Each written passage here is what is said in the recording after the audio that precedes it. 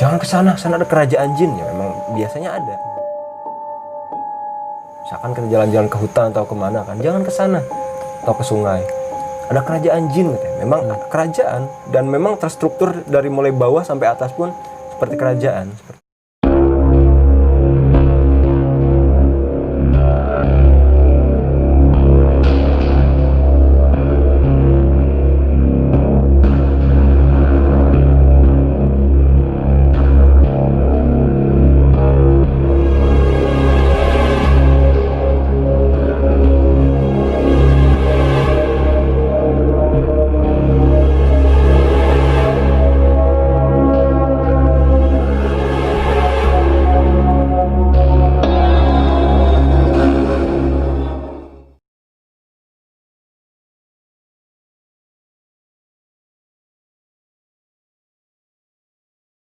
Oke, langsung aja ke pembahasan ketiga, yaitu tentang jin. Jin. Oke. Silakan Kang.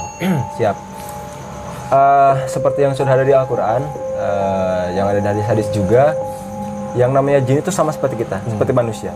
Dia butuh makan, dia berkeluarga, dia berkembang biak, yang dia butuh tempat, butuh rumah. Ya kan? Untuk makan, tadi mungkin di awal sudah dijelaskan. Untuk makannya itu apa sih? Makannya itu lebih ke wangi-wangian atau bau-bauan.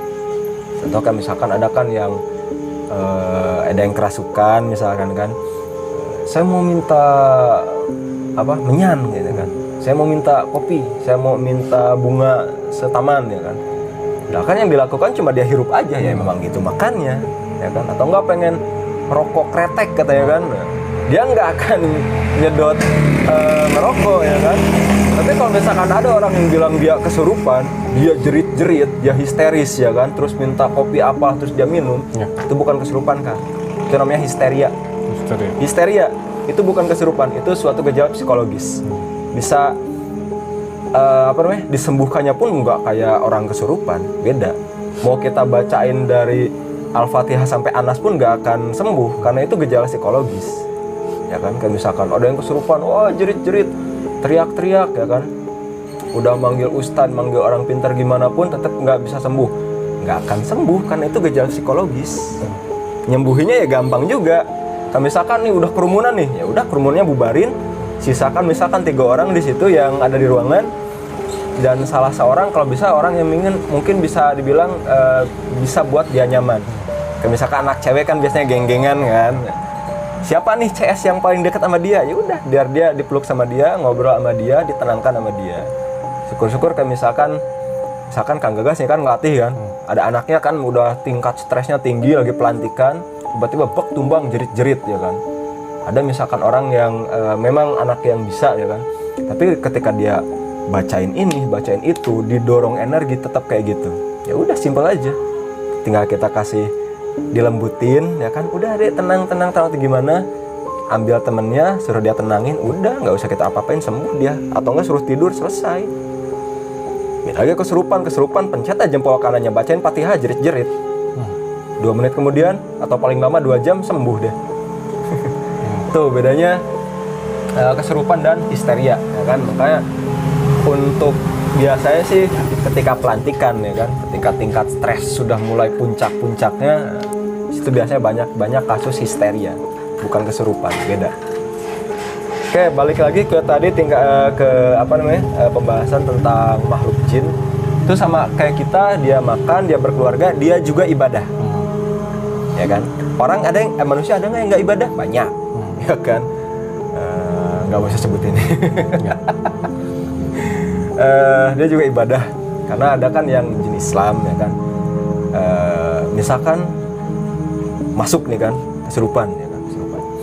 Kita ngaji, taunya dia ngajinya lebih fasih ya kan, ngajinya lebih hatam dari bahkan ada yang bisa kiro segala itu, tajwidnya juga bagus ya kan. Bahkan kalau misalkan kita bacain Anas, tajwidmu salah, dibenerin sama dia. Ada kan kayak gitu, pernah saya ngalamin malah. Apain baca kayak gitu, tajwidnya salah. Oke, ya udahlah di situ ngobrol. Dan biasanya jin yang putih itu memang lebih gampang, lebih enak. Kita ajak komunikasi aja, nggak usah kita ngeluarin energi keluar. Tapi kalau jin yang hitam, biasanya sih ya Itu tadi, kalau nggak dikeluarkan dia ngasih efek negatif ke tubuh. Contoh kayak misalkan dia bersarang di mana gitu kan, ya bagian itu akan sakit terus. Misalkan dia nempel di betis, ya udah betisnya akan sakit terus, ya kan? Atau enggak ya kiriman kayak gitulah, ya efeknya seperti itu. Tinggal di situ, nempel di situ, bersarang di situ, mungkin beranak pinak juga di situ. Ya udah, itu jadi sarang dia. Misalkan di betis kayak gitu kan, di lutut misalkan. Kayak gitu. Ngobatinya gimana? Sesuai anjuran dalam Islam, untuk mengeluarkan atau untuk mengusir jin yang ada di dalam tubuh itu dengan cara ruqyah. Ruqyah dari zaman dulu sampai sekarang nggak beda tuh, tetap kulhu, falak, binas, ayat kursi. Atau enggak disusun lebih enak sih. Ayat kursi, kulhu, falak, binas. Sama sendiri-sendiri bisa, ya kan? Tapi kalau misalkan sama sendiri-sendiri nggak sanggup, minta tolonglah kepada yang misalkan lebih bisa, ya kan? Atau nggak lebih berani. Terus untuk jin juga ada tingkatannya juga kan. Kayak kita kan ada yang ya rakyat biasa, penjabat rendah, penjabat bawah dari mulai RT, terus naik ke lurah, sampai terakhir paling tinggi presiden. Dia ada gradingnya juga. Dan yang saya tahu sih, mohon maaf kalau salah juga, dikoreksi, ada 6 tingkatan dalam kasta jin. Yang pertama itu ini saya ikuti dari bahasa guru saya ya, karena memang beliau bahasa ininya Jawa, jadi ini pun mungkin akan ada beberapa bahasa Jawa yang keluar. Yang pertama itulah jin ngampar. Ngemper aja udah. Maksudnya gimana tuh? Ngampar, dia biasanya hidupnya sendiri-sendiri. Ada juga yang koloni, tapi koloni kecil, gak ada struktur ininya. Kayak misalkan pemimpinnya siapa, rajanya siapa, atau misalkan RT-nya siapa, RW-nya siapa, nggak ada kayak gitu. Bebas aja, bebas. Biasanya hidupnya juga ya di mana aja, bisa di pohon, di rumah, atau di ya itulah. Pokoknya dia tidak ada istilahnya tidak ada koloninya, tidak ada kelompoknya, sendiri-sendiri. Adapun yang berkelompok ya paling kelompok kecil aja, nggak ada strukturnya. Terus yang kedua itu jin koloni. Tadi sempat dibahas. Jin koloni ini dia lebih terstruktur. Jadi ada mungkin kalau bahasa kerajaan ada panglimanya, ada patihnya, ada rajanya, ada bagian pekerjanya dan lain-lain. Terstruktur. Dan biasanya hidupnya berkoloni. Dan juga biasanya sih jin koloni ini suka perang. Jadi dia nyerang ke koloni yang lain, kelompok yang lain. Setelah kelompok yang lain itu kalah, dia ambil jadi koloni dia, berkembang dan lanjut jadi yang ketiga, jadi jin kerajaan. Jadi membentuk sebuah kerajaan nih. Ada kerajaannya biasanya kan, kerajaan. Ada yang misalkan misalkan jalan-jalan ya kan, kita siapa kan. Ada yang tahu kan, wah jangan ke sana ada kerajaan jin. Ya memang biasanya ada. Misalkan kita jalan-jalan ke hutan atau kemana kan, jangan ke sana atau ke sungai. Ada kerajaan jin katanya. Memang kerajaan, dan memang terstruktur dari mulai bawah sampai atas pun seperti kerajaan, seperti itu. Dia juga berkembang biak dalam kerajaan tersebut ya. Dan ada juga misalkan tadi yang sempat kita bahas Khorin, ya kan. Zaman dulu kan ya memang bukan menjadi sebuah rahasia lagi kan, memang dari terbentuknya tanah Jawa ini kan, kita bahasnya di Jawa dulu ya. Di Jawa ini kan banyak kerajaan-kerajaan, termasuk di seluruh Indonesia ya kan, kayak Sriwijaya, Kerajaan Mataram, Pajajaran, Mataram, lain-lain. Dan itu pun sampai sekarang tetap eksis di dunia dimensi yang lain itu. Di dunia gaib itu tetap ada, kerajaan itu ada. Yang huninya siapa? Ya Khorin tadi, ya kan. Misalkan Raja A meninggal, raganya lebur, rohnya kembali, tapi kan Khorinnya tetap dia jadi raja sebagai raja di kerajaan itu. Jadi sekarang ya tetap struktural raja kerajaan tersebut di dunia gaib sana. Nah, itu. Terus yang selanjutnya mungkin sering juga dengar ya kan, namanya itu jin siluman. Jin siluman ini ya udah tahu mungkin ya, bentuknya memang hewan, ya kan, hewan-hewan kayak misalkan yang melambangkan entah itu kekuatan, entah itu kenegatifan ataupun lain-lain.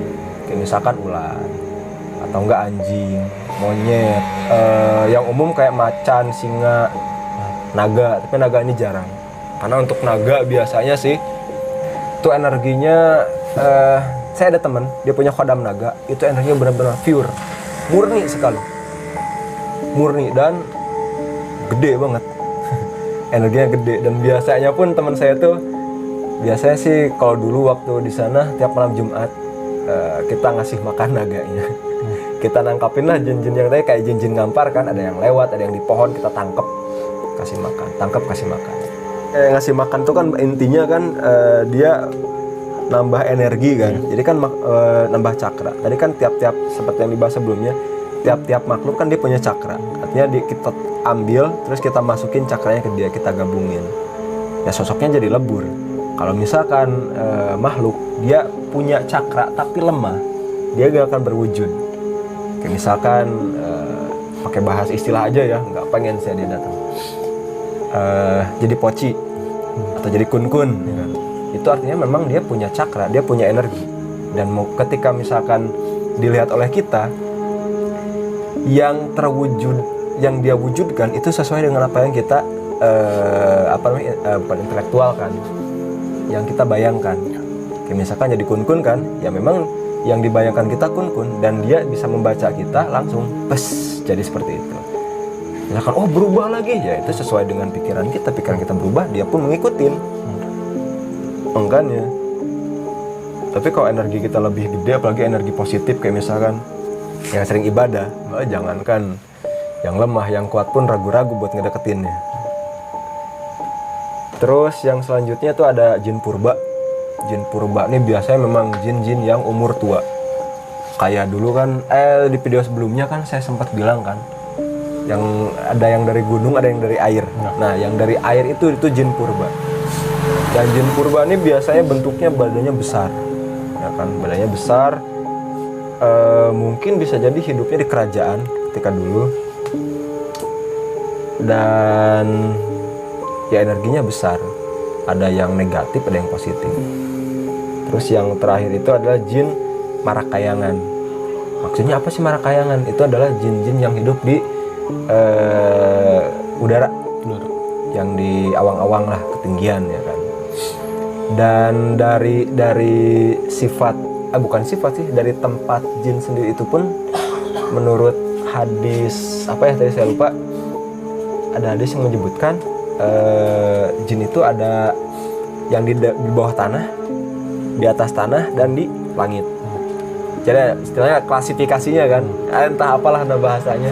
Klasifikasinya ada 3 ya kan, di bawah tanah, di atas tanah, dan di awang-awang di langit. Atau yang di ketinggian lah kita bahasnya. Jin-jin yang di ketinggian ini biasanya sih dia tinggalnya di gunung. Karena kenapa di gunung ya? Saya itu gunung itu sebagai pintu menuju udaranya, menuju langit ya kan. Tuh. Dan jin ini ada yang bersayap, ada yang berbentuk hewan dan nomaden atau berpindah-pindah kan. Ada yang misalkan mencok di situ, ya udah di situ terus. Ada juga yang ngacok sini, ngacok sana, tempat tinggalnya ya. Itu artinya dia jin yang nomaden. Dah paling itu yang saya ketahui aja Kang Gagas. Mohon maaf bila ada kesalahan, teman-teman yang mungkin lebih tahu bisa silahkan dikoreksi di bawah. Kita berbagi informasi lah. Toh di sini kan seperti yang saya bilang, saya belajar, Kang Gagas belajar, kita belajar. Ya. Toh saya pun dapat materi ini ya dari kajian, nggak saya ngarang atau dapat dari pengetahuan sendiri, tidak. Saya pun dapatnya dari kajian, dari majelis. Gitu. Jadi buat teman-teman yang mau lebih paham lagi tentang pembahasan yang tadi, bisa langsung DM Kang Jejen ya. Jangan. Jangan DM ya. Berarti Jangan. apa nih Kang? Apa ya? Komen aja langsung. Komen aja lah. Itu dijelaskan sama Kang Jejen. Saya pun sering baca kayak misalkan video kemarin kan, saya liatin komen-komennya. Mungkin saya tertarik lagi kita Kang Gagas nawarin. Boleh Kang dah, karena kemarin kan kebetulan habis ada kajian nih kan, ada materi baru dan ya materinya nyambung ke sini, makanya saya oke lah. Tapi ya mohon maaf sih kalau masih banyak salah-salah, masih mencok-mencok. Ngopi dulu. Nah itu. Oke teman-teman, sebelum kita tutup podcast malam ini, ada pesan-pesan nggak Kang buat teman-teman di rumah nih? Pesan-pesannya mungkin masih sama kayak kemarin ya kan, tingkatkan keimanan kita, tingkatkan ibadah kita, perbanyak ngaji, perbanyak zikir ya kan, karena ya orang dengan aura positif itu jangankan dimasukin, didekatin aja nggak mau mereka, bawaannya panas ke mereka. Makanya ya sholat. Karena sholat itu adalah tiangnya agama. Tiangnya agama. Betul sekali. Itulah pesan-pesan dari Kang Jejen. Dan buat teman-teman yang masih penasaran dengan pembahasan-pembahasan dari Kang Jejen, tunggu di konten-konten selanjutnya, Kang. Insya Allah. Nanti kita akan membahas tema-tema yang bersangkutan dengan pembahasan yang tadi. Barangkali ada yang mau bertanya, langsung aja di komen di bawah. Kemudian teman-teman yang belum subscribe ke channel Gagas Gagasal, langsung aja di subscribe, kemudian tekan tombol loncengnya biar nanti kalau ada notifikasi ke handphone kalian bisa langsung ditonton. Mungkin cukup sekian ya Kang. Siap. Cukup sekian, kita pamit undur diri. Tunggu di konten-konten berikutnya, masih di dalam cerita misteri, cerita horor, dan pembahasan tentang seputar misteri ya. Bolehlah satu waktu kita mediumisasi. Iya, boleh tuh Kang, wajib dicoba gitu. Harus ada mediator juga ya. Mau wajib. Oke teman-teman, kita pamit undur diri dan selamat malam. Assalamualaikum warahmatullahi wabarakatuh.